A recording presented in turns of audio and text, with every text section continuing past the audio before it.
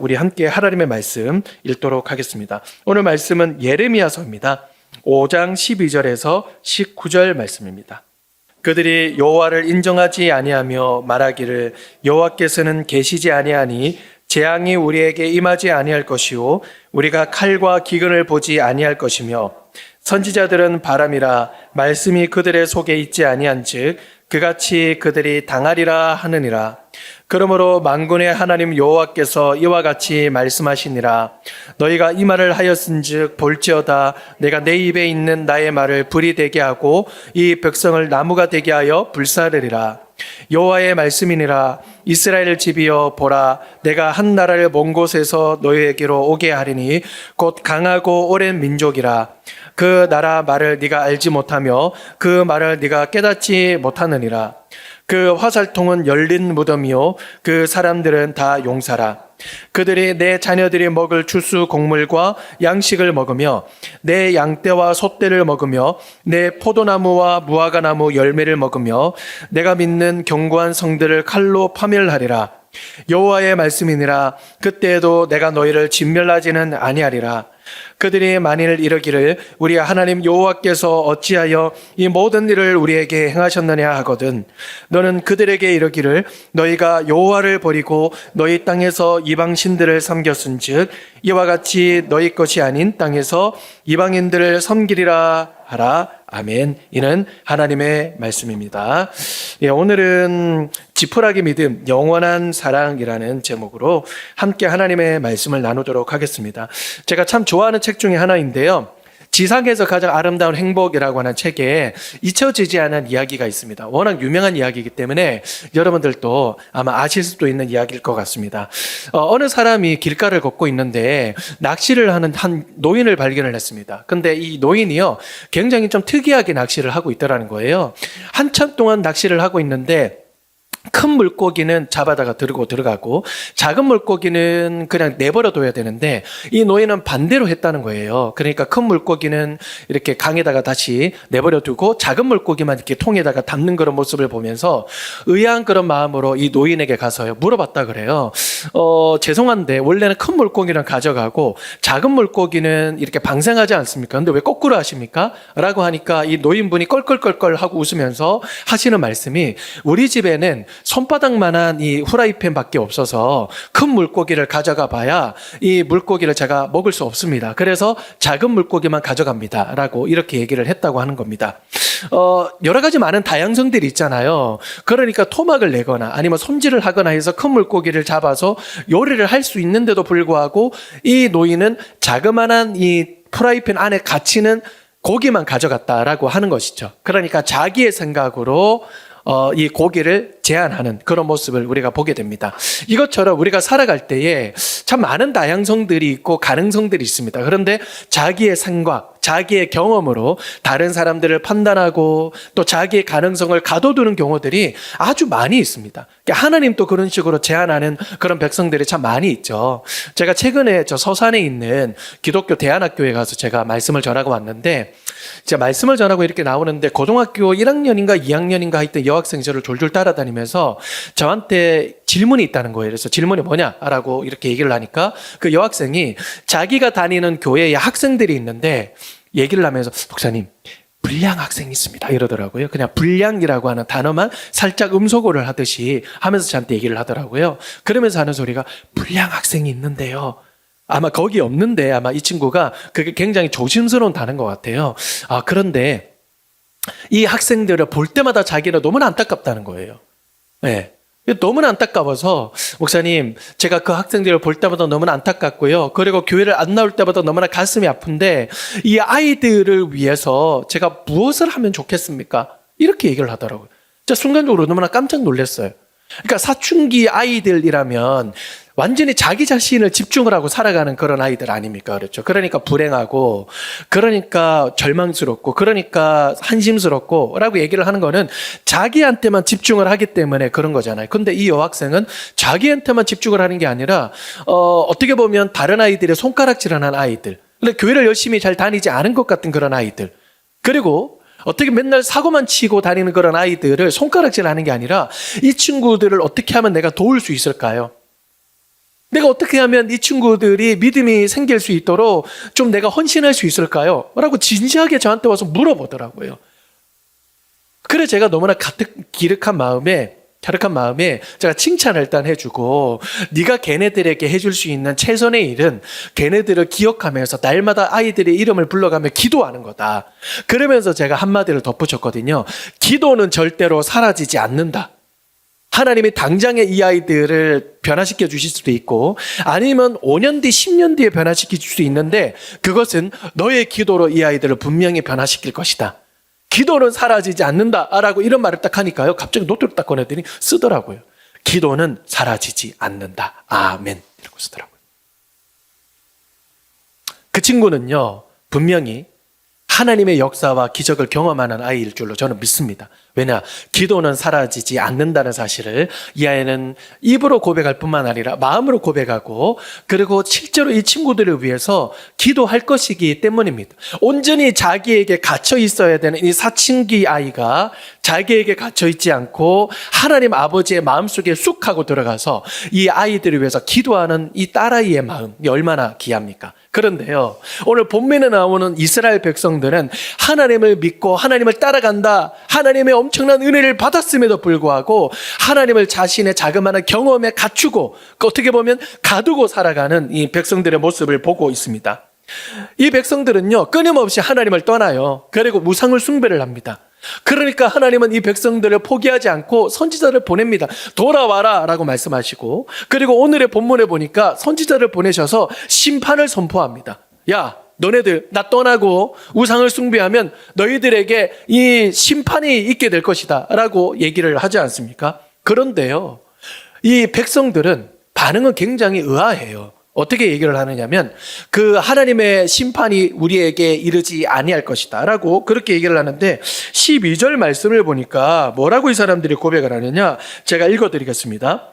그들이 여호와를 인정하지 아니하며 말하기를 여호와께서는 계시지 아니하니 재앙이 우리에게 임하지 아니할 것이요 우리가 칼과 기근을 보지 아니할 것이며.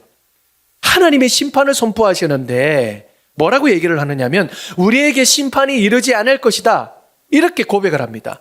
여러분, 그 이유가 무엇입니까? 12절의 앞절에 보니까 하나님이 계시지 아니하기 때문이다 라고 이렇게 얘기를 해요.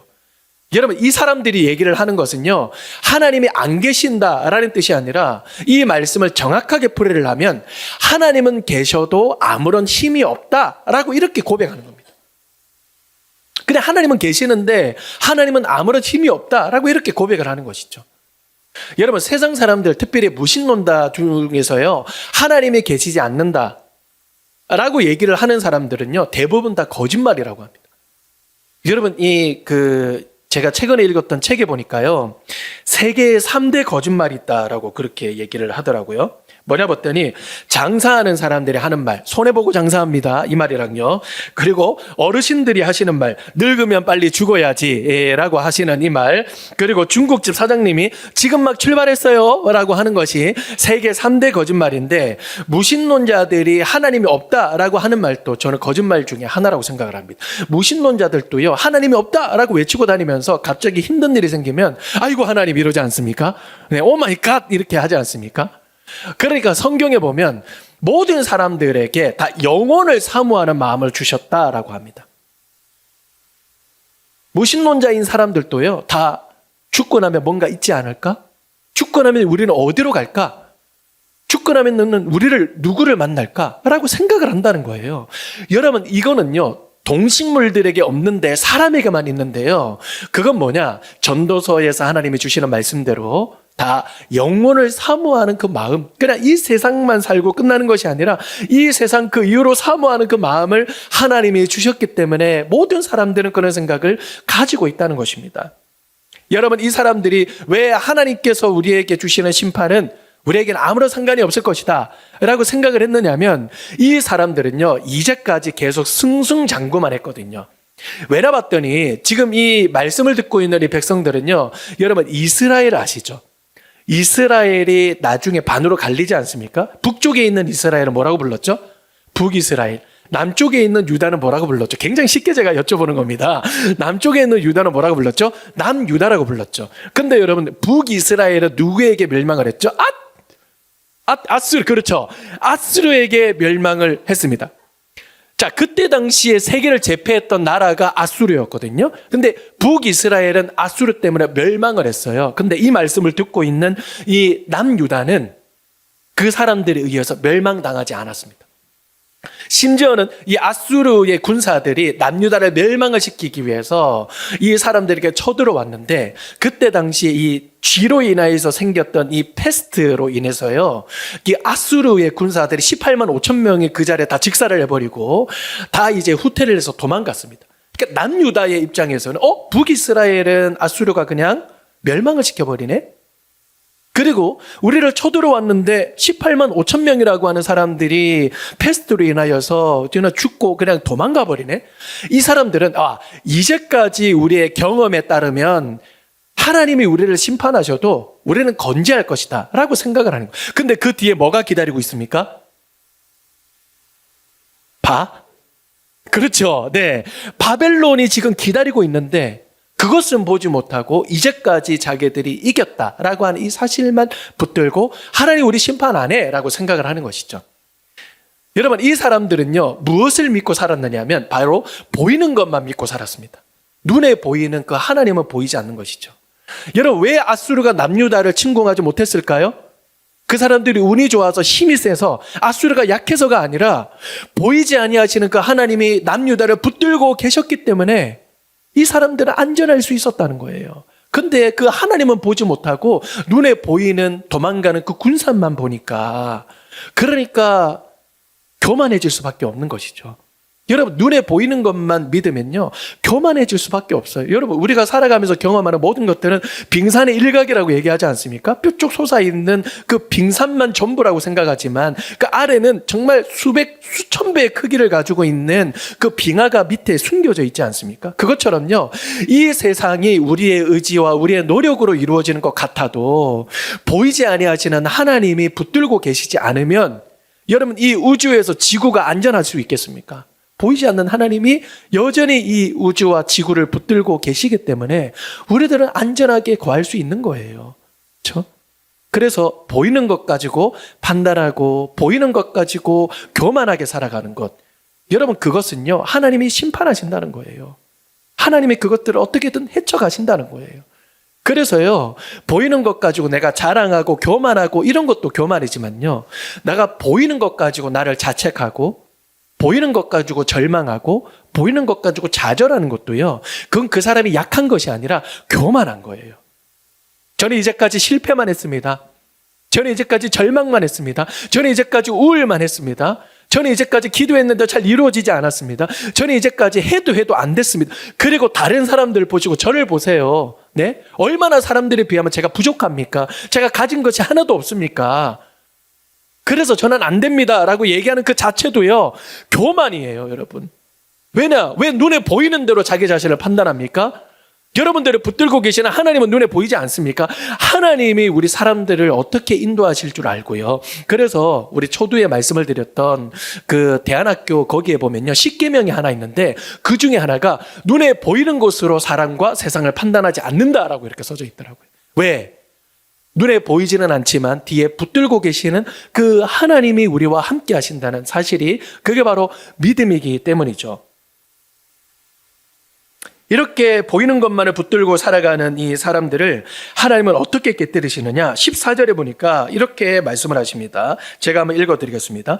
그러므로 만군의 하나님 여호와께서 이와 같이 말씀하시니라. 너희가 이 말을 하였은즉 볼지어다 네가 네 입에 있는 나의 말을 불이 되게 하고 이 백성을 나무가 되게 하여 불사르리라 라고 이렇게 말씀을 하십니다.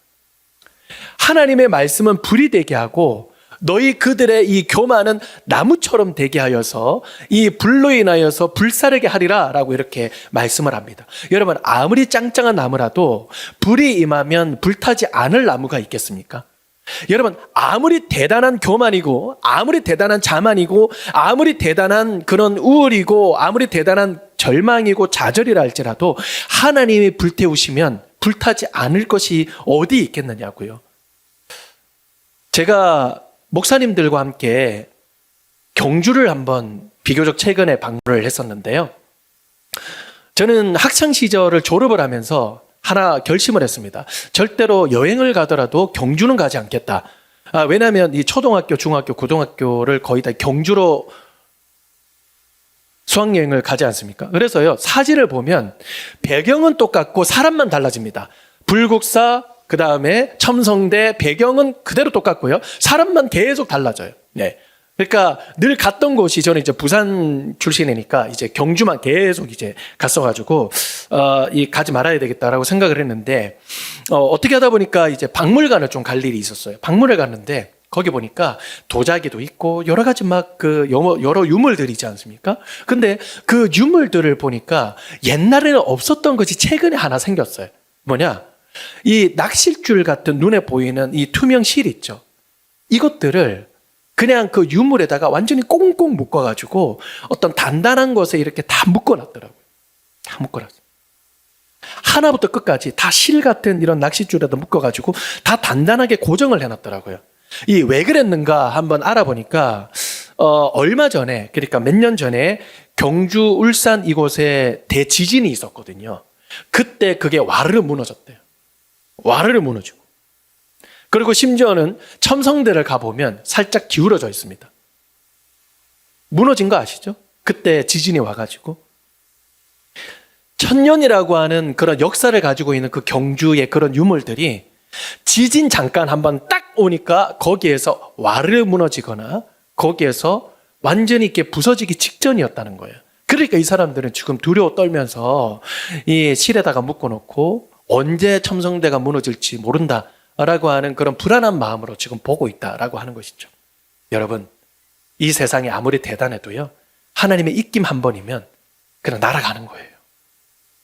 여러분, 우리들의 문제가 아무리 단단하고 우리 눈앞에 가로막고 있는 벽이 아무리 견고해 보여도 하나님이 한번 말씀하시면 그 무너지는 거예요. 붙들고 계시는 하나님께 시선을 고정하는 것이 우리의 믿음 아니겠습니까? 그런데 왜 세상 사람들은 보이는 것만 의지하고 눈에 보이지 않지만 우리를 붙들고 계시는 하나님을 믿지 않을까요? 너무나 안타깝지 않습니까? 그 안에 능력이 있는데, 지난 우리 수요 예배 때 제가 이 마가복음 8장, 9장 말씀을 가지고 함께 말씀을 나눴는데요. 거기에 보니까 귀신 들린 한 아이가 등장을 하지 않습니까? 그러니까 막 제자들이 나와가지고 이 귀신 들린 이 아이를, 이 귀신을 쫓아내기 위해서 아마 최선을 다했을 겁니다. 근데 예수님이 오니까 사람들이 서로 논쟁을 벌여요. 어떤 논쟁인지는 나오지는 않지만 어떤 논쟁을 벌였을까요? 나 했는데 나 왜 이렇게 얘가 귀신에 떠나가지 않을까? 라는 그런 말들도 있었겠고, 아니면 야, 너 그런 방법으로 안 돼. 그러면서 서로가 막 논쟁하지 않았겠습니까? 그래, 예수님이 오시니까 제자들이 물어보잖아요. 아니, 어떻게 하여 이 아이에게 있는 귀신은 우리를 쫓아내지 못하고 있습니까? 라고 이렇게 얘기를 하니까 예수님이 하시는 말씀이 무엇입니까? 야, 기도하지 않고서는 절대로 이런 능력이 나갈 수 없다라고 얘기를 하잖아요. 여러분, 제자들은요, 이제까지 귀신을 쫓아냈습니다. 다니면서요, 막 귀신을 쫓아다니고, 그리고 막 동네에서 귀신을 막 쫓아내었습니다. 근데 지금 이 순간에는 지금 귀신을 쫓아내지 못하고 있으니까 당황하면서 예수님께 물어보는 거잖아요. 그러니까 예수님이 하시는 말씀은, 야, 다른 아무런 방법과 다른 아무런 수를 써봐라. 기도하지 않으면 아무런 역사가 일어나지 않는다. 여러분, 기도가 뭡니까? 하나님의 능력을 의지하는 거잖아요. 여러분, 우리 모두 다 해봤지 않았습니까? 돈도 벌어봤고, 공부도 한번 해봤고, 최선을 다해서 뭔가 열심히 한번 해봤고, 바쁘게 한번 노력을 해봤고, 받지 못하는 것은 구하지 않기 때문이다. 예수님이 그렇게 얘기를 하시지 않습니까?